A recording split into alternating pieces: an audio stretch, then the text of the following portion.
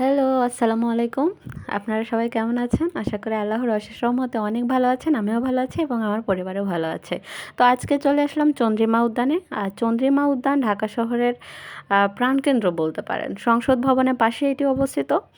সাবেক রাষ্ট্রপতি বিএনপির প্রতিষ্ঠাতা জিয়াউর রহমান সমাধি এখানে অবস্থিত।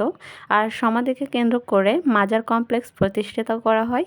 আর এখানে প্রতিদিন অনেক দর্শনার্থী বলতে পারেন অনেক মানুষ এখানে ভিড় করে আসে দেখার জন্য আর কি। ঢাকা শহরের উদ্যানগুলোর মধ্যে এটি অন্যতম উদ্যান। প্রথম দিকে এই উদ্যানের নামকরণ করা হয়েছিল চন্দ্রিমা উদ্যান। তবে এই নামের কারণে অনেক মতামত রয়েছে। আর অনেকেই মতামত দেয় যে চন্দ্রিমা নামের একজনের বাড়ি ছিল এখানে, আর এ থেকেই এ নামের উৎপত্তি হয়েছে। আবার কারো কারো মতে দক্ষিণ পাশে অর্ধচন্দ্রাকৃতিক রিজেন্ট লেকের সাথে মিল রেখে রাষ্ট্রপতি এরশাদ এর নাম রেখেছিলেন চন্দ্রিমা উদ্যান। 1981 সালে এই স্থানে মরহুম রাষ্ট্রপতি জিয়াউর রহমানকে সমাধিস্থ করা হয় এবং এলাকাটিকে পরিষ্কার করে মনোরম স্থান হিসেবে গড়ে তোলা হয়। আর এই উদ্যানটি 74 একর জায়গা জুড়ে অবস্থিত। পরবর্তী সময়ে মরহুম জিয়াউর রহমানের স্ত্রী খালেদা জিয়া বাংলাদেশের প্রধানমন্ত্রী নির্বাচিত হওয়ার পর চন্দ্রিমা উদ্যান পরিবর্তন করে একে জিয়া উদ্যান নামকরণ করেন। হ্যাঁ, তারপরে আবার যখন 1996 সালে আওয়ামী লীগ সরকার ক্ষমতায় আসলো, তখন জিয়া উদ্যান নাম পাল্টে এর নাম রাখে হচ্ছে চন্দ্রিমা উদ্যান। তো বর্তমানে এই স্থানটি কারো কাছে চন্দ্রিমা উদ্যান নামে পরিচিত, আবার কারো কাছে জিয়া উদ্যান নামে পরিচিত। তাই আমরাও চলে আসলাম। জিয়া উদ্যানও বলতে পারেন, চন্দ্রিমা উদ্যানও বলতে পারেন, যে যেটা বলতে পারেন সুবিধার্থে সেটাই আর কি। তো আমরা চলে আসলাম জিয়া উদ্যানে। আমি বলি জিয়া উদ্যান। জিয়া উদ্যান না চন্দ্রিমা উদ্যান বলবো সেটাই বুঝতে পারতেছি না। তো জিয়া উদ্যানে চলে আসলাম। তো এসে এইখানে আমার বাবুটা দেখেন কত সুন্দর করে খেলাচ্ছে। ও যে এত দৌড়াদৌড়ি করতে পারে এইখানে না আসলে জানতেই পারতাম না। এই যে খোলামেলা মনোরম পরিবেশ, এত সুন্দর একটি জায়গা, এই জায়গাটায় আমার বাবু এসে অনেক খুশি। দেখেন ও এত পরিমাণে দৌড়াদৌড়ি করতেছিল আর মানে আমারই দেখে অনেক ভালো লাগতেছিল যে আমার বাবুটা এত খোলামেলা জায়গা পেয়ে এত খুশি হয়ে গেছে। আমার মনে হচ্ছে যে আমি ওকে নিয়ে প্রত্যেক দিন ওখানে গিয়ে বসে থাকি আর ও খেলা করবে এভাবে, তাহলে আমারও দেখতে অনেক ভালো লাগবে।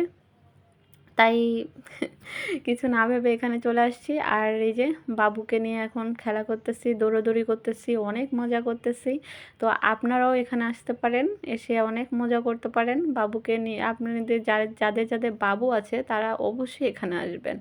এই খোলামেলা স্পেসে বাবুকে যদি আপনি নিয়ে আসেন তাহলে বাবুর মনটা অনেক ফ্রেশ হয়ে যাবে, এমনকি আপনারও মন ফ্রেশ হয়ে যাবে। কারণ এখানে যে সবুজায়ন, যে গাছপালা, কত সুন্দর একটা পরিবেশ।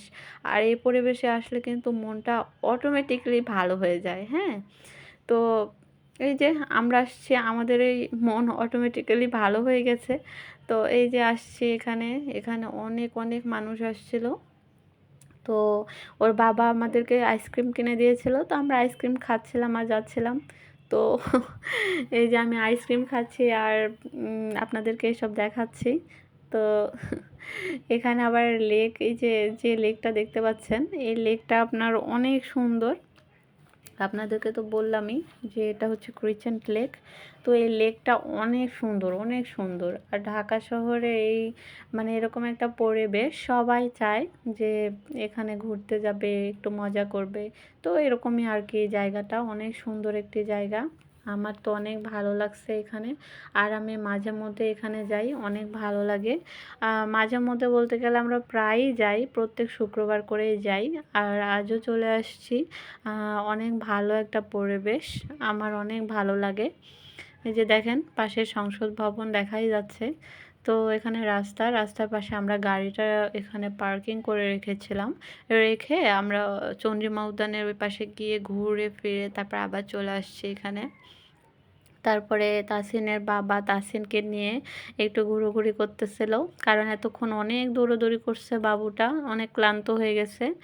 আর আইসক্রিম খেয়েছে, মুখটা মেখে গিয়েছে, তারপর পরিষ্কার করা হয় নাই, তো এখন পরিষ্কার করে দিলাম আমি। আর এই যে আমার বাবুটা ওর বাবার পিক উঠাই দিচ্ছে, হ্যাঁ, যে ওর বাবা বলতেছিল বাবা আমাকে একটা পিকচার উঠাই দাও, তো তাই সুন্দর একটা পিকচার উঠাই দিচ্ছিল। আর আমি এই যে আপনাদেরকে দেখাচ্ছিলাম কত সুন্দর পরিবেশ, দেখেছেন? তো এই যে বাবুটা কত সুন্দর করে ছবি উঠাচ্ছে, আর ও কোথা থেকে কোথায় গিয়ে যে ছবি উঠাবে, কত দূর গিয়ে যে ছবি উঠাবে এটাই বুঝতে পারতেছিল না। তো দেখেন ও নামতে নামতে কোথায় যাচ্ছে, একবার সে কিনারে চলে গিয়েছে। আমার তো অনেক ভয় পাচ্ছিল এখানে, আমি ওকে বারবার বলতেছিলাম যে বাবা উঠে আসো, উঠে আসো, উঠে আসো, ওর বাবাও বলতেছিল, কারণ ও কখন যে পড়ে যাবে ওখানে। তো ওকে বলতেছিলাম, ও তারপরেও ওই পাশে চলে যাচ্ছিল। তো আমি বলতেছিলাম যে বাবা ওই পাশে যেও না, তুমি পড়ে যাবা। তারপরে আমাদের কথা ওর শুনছে, তো আবার চলে আসলো ওর বাবার কাছে, ফোনটা দিয়ে দিল যে বাসায় চলে আসবো। তো এরকম সময় রাস্তায় যানজট আর কি, এটা ঢাকার শহরে নিত্যদিনের একটা আর কি, সব সময় রাস্তাঘাটে এরকম যানজট লেগেই থাকে। আর মেয়েটা ফুল বিক্রি করতেছিল, তো আমার কাছে এসে বলতেছিল যে ফুল নেবেন আপু? তো আমি বললাম যে না। আর বাসায় এসে যে ভাত বসিয়ে দিলাম, ভাত তরকারি সব রান্না করে ফেলেছি, রুই মাছ দিয়ে বেগুন আলু ঝোল করে ফেলেছি। তো এখন খাবো। আর আপনারা সবাই ভালো থাকবেন, আর আমার চ্যানেলটা অবশ্যই সাবস্ক্রাইব করবেন। আসসালামু আলাইকুম।